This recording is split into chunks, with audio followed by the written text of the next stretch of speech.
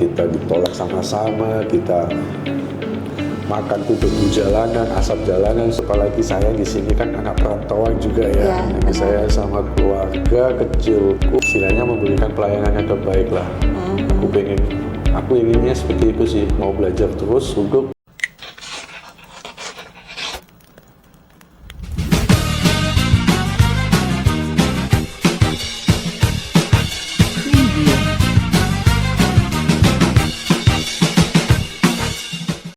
Halo, selamat sore. Nah, hari ini kita bakalan sharing session kembali bareng Pak Charlie. Halo, Pak. Halo. Nah, jadi Pak Charlie ini adalah marketing yang baru juga di Pinisi Property, yang bisa dibilang sebelumnya tidak punya pengalaman tentang dunia properti. Nah, tapi kita bakalan cerita-cerita nih bareng Pak Charlie tentang perjalanan Pak Charlie di Pinisi Property. Nah, kali ini terima kasih Pak Charlie atas waktunya. sama-sama. Nah, hari ini Rini bakalan banyak sekali bertanya sama Pak Charlie. Iya. Nah, jadi salah satunya apa sih pengalaman Pak Charlie tentang bidang properti? Sebelum bergabung ya? Sebelumnya saya menyapa dulu ya, selamat siang. Jujur dalam pengalaman properti sih belum ada sama sekali ya. Iya. Bergabung di Pinisi ini merupakan pengalamanku yang pertama kali di bidang properti. Karena sebelumnya sih kalau bidang marketing sih memang ada. Ya. Mungkin dulu pernah sempat di mobil, juga pernah di komputer juga pernah. Jadi ya kalau bidang marketing masih ada lah pengalaman ya. Tapi kalau di bidang properti sama sekali nggak ada sama sekali.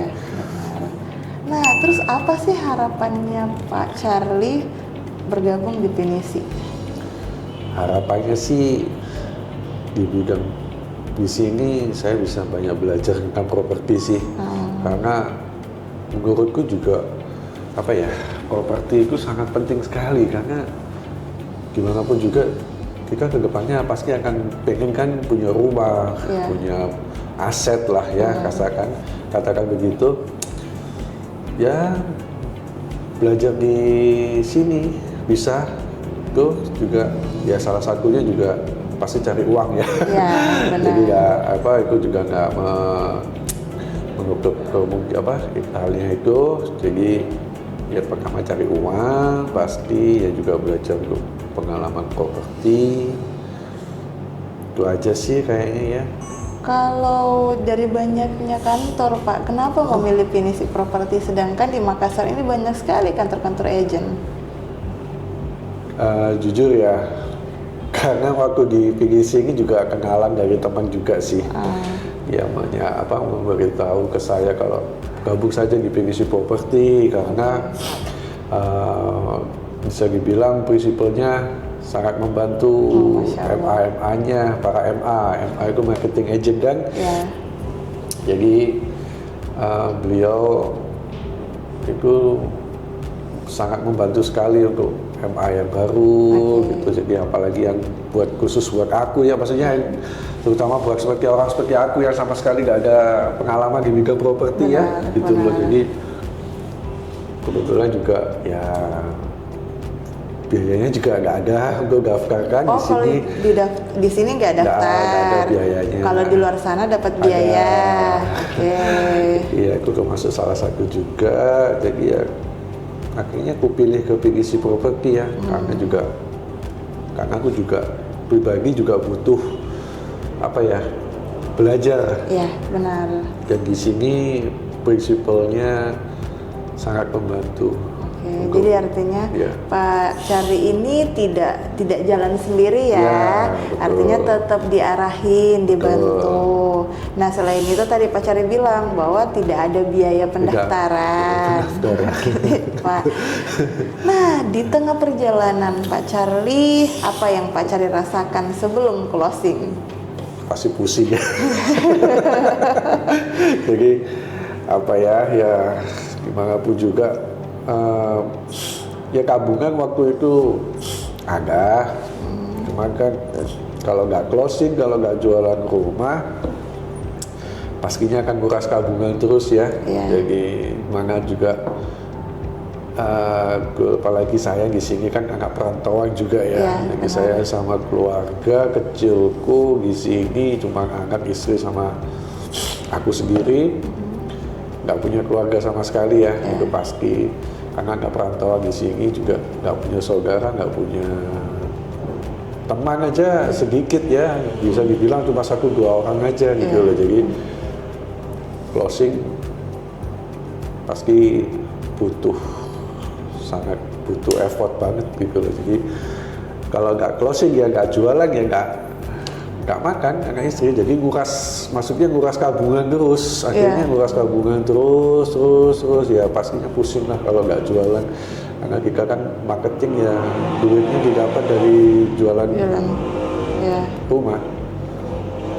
Jadi ya sudah, kami ya mengatur aja sih cara keuangan gitu aja. Sempat down nggak sih Pak? Pasti, pasti gimana pasti.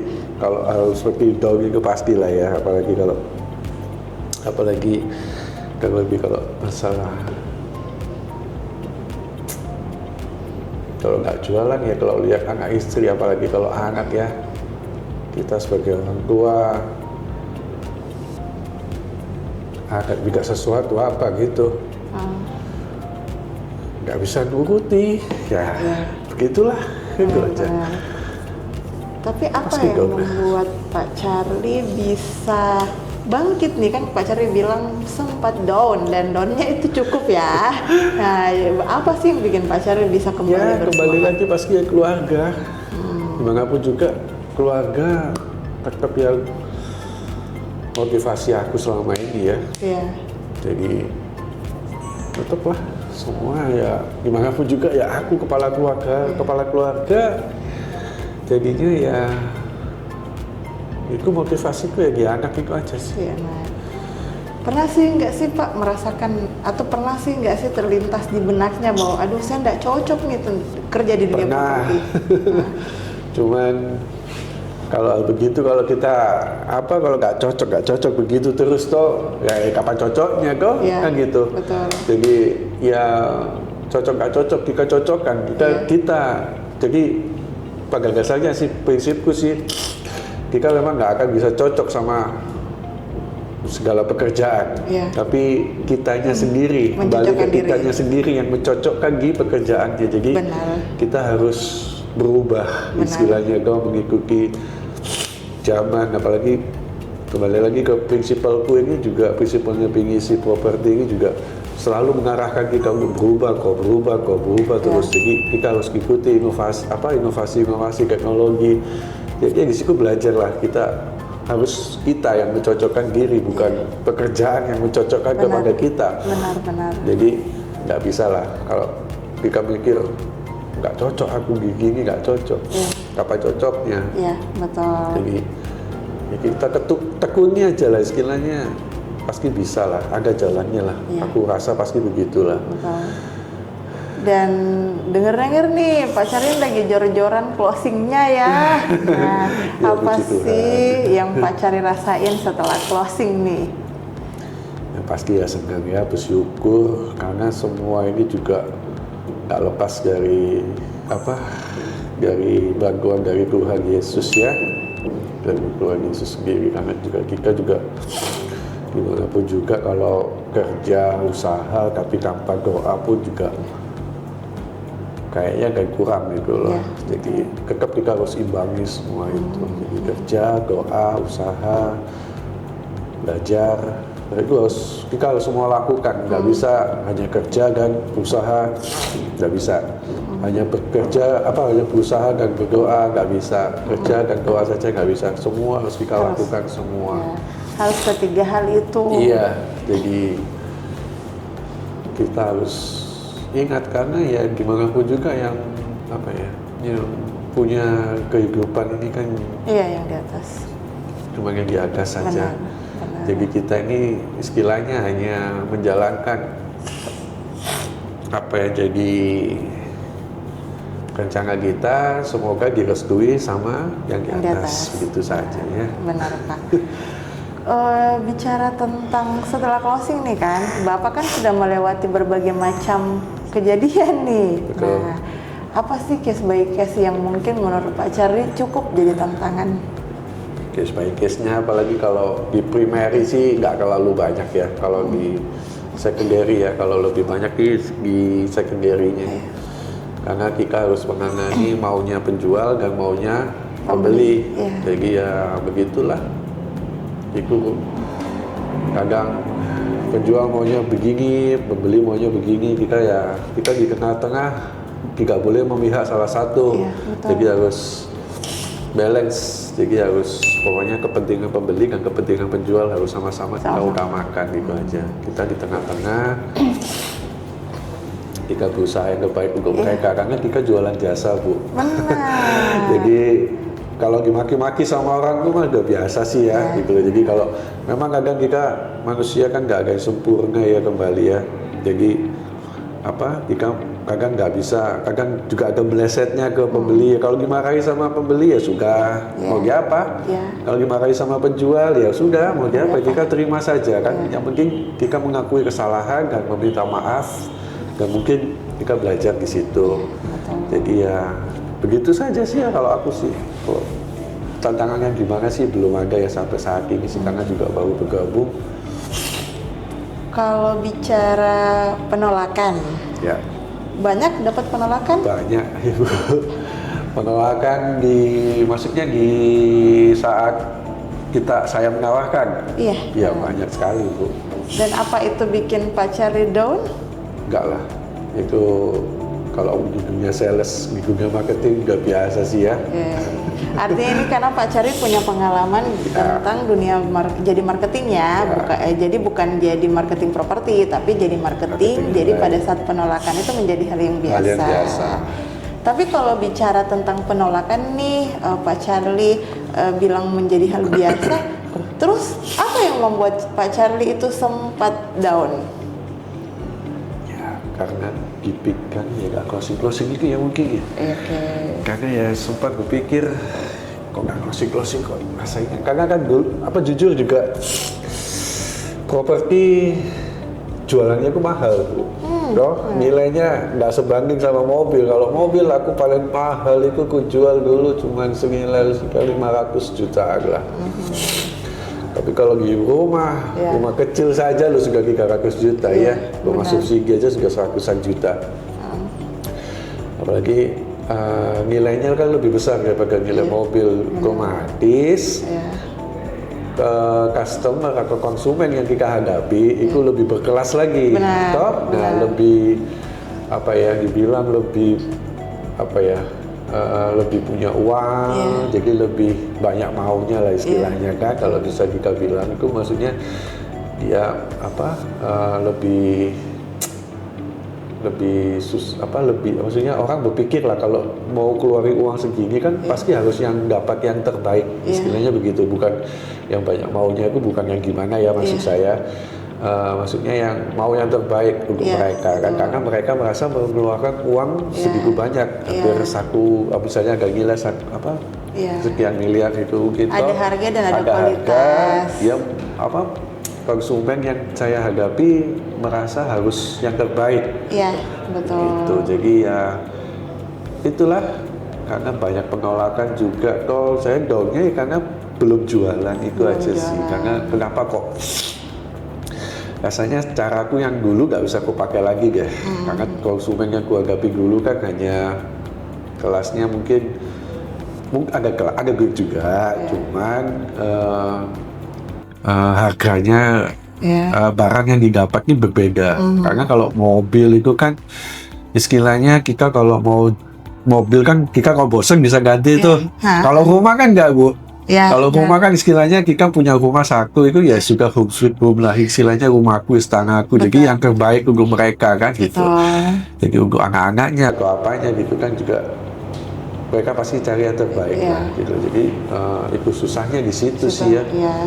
Susahnya di situ cara jualannya, karena itu maksudku kenapa aku downnya itu juga ya karena konsumen yang aku hadapi itu berbeda. Jadi aku merasa harus cari cara yang lebih lagi gitu, harus belajar lebih banyak lagi tentang ilmu marketing itu. Kalau bicara kan tadi Pak Cari bilang kita ini perusahaan jasa, bukan perusahaan dagang ya. Kalau dagang kan ada barang nih yang bisa saya jual jelek, ya udah ganti kan. Nah kalau kita di perusahaan jasa itu kan pasti hanya tentang pelayanan. Bagaimana sih Pak Charlie bisa meyakinkan user untuk membeli satu unit rumah yang ini barang primary ya, membeli satu unit rumah yang sebenarnya rumah itu inden dan baru ada sekitar 18 bulan ke depan. Nah, sedangkan jadi klien itu cuma melihat rumah contoh nih. Bagaimana Pak Charlie meyakinkan untuk orang itu bisa beli? Gini, kalau aku sih punya cara ya, istilahnya aku harus menyukai daerah tersebut dulu. Jadi istilahnya kalau boleh bicara, istilahnya aku ada daerah yang aku suka dan aku tahu daerah itu pasti akan berkembang. Jadi aku harus mengetahui dulu di daerah situ itu akan ada apa, akan dibangun apa, akan berkembang seperti apa. Nah, jadi aku harus tahu daerah situ dulu dan aku harus paham dengan daerah situ. Jadi nanti bisa aku jelaskan ke klien gitu. Jadi begini Pak, kalau Bapak beli misalnya Tika Inden 18 bulan, kalau Bapak beli waktu sudah jadi, harganya pun pasti akan berbeda. Jadi baik Bapak beli waktu launching, kan pasti harganya perdana tuh, harga pasti lebih murah. Kan setiap developer yang pasti akan ada kenaikan setiap 3 bulan, 6 bulan, 1 tahun pasti ada kenaikan terus. Jadi istilahnya investasi lah. Gitu ya. Kalau kita berbicara investasi juga di sini. Jadi selain memberitahu tentang daerah situ berkembangnya akan seperti apa, jadi konsumen akan berpikir, oh ya berarti aku investasinya bagus di sini. Begitu aja sih. Kalau klien langsung tiba-tiba ngomong mahal, apa sih jawabannya Pak Charlie? Mahal relatif ya Ibu ya. Jadi kembali lagi, mahal kita berikan sesuatu, istilahnya pasti ada harga, ada rupa lah. Gitu aja sih kita menjelaskan kenapa mahal, karena kita bisa jelaskan mungkin ini developernya terkenal, terbaik, dalam pengelolaan manajemennya perumahan itu bisa tertata, bisa rapi, bisa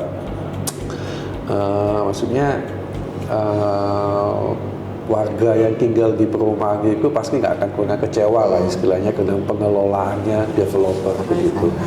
Jadi istilahnya mahal, kenapa? Pasti mungkin lokasinya strategis, kan kami pasti akan menjelaskan semua itu juga. Jadi sebagai kata, jangan sampai konsumen itu membeli barang itu seperti kucing dalam karung lah istilahnya toh. Jadi harus tahu untuk developernya bagaimana pengelolaannya, untuk lokasinya bagaimana, untuk perkembangannya. Jadi karena mahal itu relatif ya Ibu ya, gitu aja sih. Jadi yang kita pasti kalau mengeluarkan sesuatu yang bagus, mendapatkan sesuatu yang bagus pasti harus akan mengeluarkan effort yang lebih gitu aja sih istilahnya begitu. Begitu sih. Kalau kesan-kesannya Pak Charlie selama menjadi marketing properti, kesan-kesanku happy aja terus. Makan terus. Oh jadi makan terus, makan gorengan. Aku dikat ini. Aduh, kesan-kesannya yang banyak sih ya, banyak suka dukanya juga sih, banyak sukanya juga banyak dukanya. Apalagi kalau saat saya sama tim Turbo ya, kami kan ada tim Turbo juga, tim Primary ya. Kalau roadshow itu deh, kita panas-panasan, kita ditolak sama-sama, kita makan tuh debu jalanan, asap jalanan, semua kita makan semua, penolakan ya. Jadi ya suka dukanya ya itu aja sih. Kalau sukanya ya kita berjuang sama-sama sih ya. Jadi ibarat kata kita saling support Jadi kalau ada yang satu prospek misalnya nih lawan, kita langsung push ke saling support. cari support, maksudnya kita ya apa caranya, gimana caranya supaya ini bisa deal satu lah gitu. Jadi kita sama-sama terus sih, maksudnya istilahnya ya saling dukungnya itu ada lah. Di sini tuh supportnya bagus. Kalau dia untuk prinsipal ya, supportnya bagus sekali. Teman-temannya juga supportnya sangat bagus. Kalau dukanya sih ya kalau nggak closing gitu aja sih duka ya. Apa sih kiat-kiatnya Pak Charlie setelah closing? Atau apa sih keinginan-keinginannya Pak Charlie? Keinginanku ya pastinya closing lebih banyak ya, Amin. Jualan lebih banyak. Istilahnya aku ingin cuman kalau masalah mau juara satu atau apa sih, aku sih nggak terlalu ke situ sih ya. Yang penting aku bisa jualan rumah dan dikenal baik sama vendor, klien ya istilahnya ya, klien, customer bisa dikenal dengan baik dan pelayananku juga baik. Istilahnya memberikan pelayanan yang terbaik lah. Aku inginnya seperti itu sih, mau belajar terus untuk memberikan pelayanan yang terbaik. Jadi istilahnya bikin properti ini udah pusing kadang sih, susah. Kalau dibilang susah ya susah, bilang kalau sudah menjalani sih, begitu aja sih gitu loh. Jadi harus lebih sering transaksi ya istilahnya. Ya, jadi setiap transaksi jadi pengalaman. Jadi pengalaman gitu. Iya, benar. Jadi ya begitu aja sih.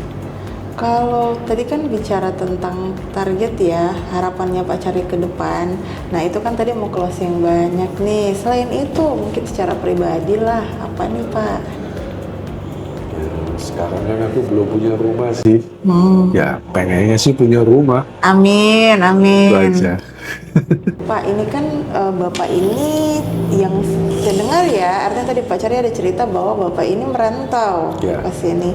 Nah, terus tiba-tiba bergabung di Pinisi nih. Apa yang Bapak rasain? Kalau Bapak kan sudah pernah bekerja juga di tempat sebelumnya. Apakah Pinisi itu jadi rumah untuk Pak Charlie juga gitu?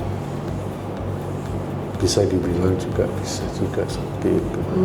Jadi ya istilahnya jadi rumah kedua ya setelah keluarga kecilku di rumah gitu. Kalau bicara tentang pelayanan yang ada di Pinisi. Nah, jadi kan di Pinisi itu ada staffnya, ada data entry, ada admin, ada OB.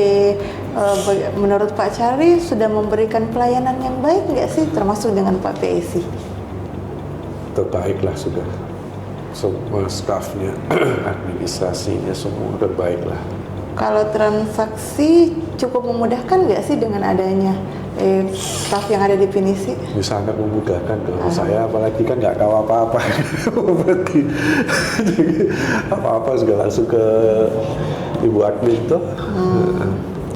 Nah terakhir tentang prinsipal, kan dengar-dengar prinsipalnya kita mau sampai tengah malam diteror juga ya kalau ada case by case. Bagaimana tanggapan Pak Charlie sebagai? Salut sih ya. Jadi gimana ya? Ibarat kata prinsipalnya Pinisi Property ini sangat dibilang nggak bisa diungkapkan dengan kata-kata ya gitu loh. Jadi kayak pokoknya sangat membantu sekali lah ibarat kata kok. Jadi pokoknya kalau kita ada case udah 100% pasti beliau pasti akan membantu kita. Benar. Gitu. Artinya adalah sampai jam berapapun tetap selama prinsipalnya belum tidur ya. Artinya adalah kalaupun kita sebagai orang yang baru gabung di Pinisi nggak perlu khawatir juga ya. Nah terus juga kalau Pak Charlie kan mungkin dulunya main media sosial ya, tapi mungkin penggunaannya agak berbeda gitu. Bagaimana sih rasanya move on dari zona yang dulunya media sosial itu cuma dipakai untuk nonton orang punya story gitu. Nah sekarang jadinya beralih ke dunia properti. Ada sesuatu tantangan baru nggak sih? Iya sih ya, ada. karena aku kan orangnya juga nggak pinter bicara depan kamera gitu. Jadi ya sedikit-sedikit belajar buat konten kemarin juga ya meskipun kegagap-gagap begitu. Maksudnya ya tetap lah aku mau belajar lah sekilanya gitu aja sih. Jadi ya bingung, awalnya masih bingung ya. Aku bicara depan kamera nggak bisa gitu loh. Jadi apalagi suruh jelaskan detail-detail apa segala macamnya aku nggak tahu ya. Tapi pada akhirnya jadi bisa. Tapi akhirnya ya sedikit lumayan bisa lah sekarang ya. Kalau bilang bisa banget ya belum. Masih harus belajar bicara sih. Itu masih kaku-kaku ya. Tapi nggak apa-apa Pak, artinya kan buktinya sudah ada perubahan dong dari yang nggak bisa. Artinya adalah menjadi tantangan yang baru juga kan. Betul. Pak Charlie. Apalagi sekarang kan di tracknya lagi live TikTok itu deh. Mau bicara apa lagi deh? Aku tahu lagi ya, ulang itu aja yang bahasnya rumah itu. Ya sudah, dijalani saja, coba aja, kita usahakan terus saja gitu loh. Oke Pak Charlie, terima kasih. Sama-sama Bu Rini. Dan sekian sharing session bareng Pak Charlie. Jadi kalau kalian lagi nyari properti jangan khawatir deh. Untuk transaksinya pasti aman dan terpercaya lewat Pak Charlie. Nah jadi Bapak dan Ibu percayakan terus transaksinya lewat Pinisi Properti, karena di Pinisi Properti selalu punya marketing yang bisa diandalkan. Selain itu, tadi pesannya Pak Charlie harus selalu semangat. Pernah down tapi bangkit lagi nih. Dan buktinya pada saat sebelum closing, sempat downnya parah, dan sekarang udah jor-joran closingnya. Jadi jangan khawatir nih transaksinya lewat Pinisi Properti. Dan terima kasih Pak Charlie atas waktunya.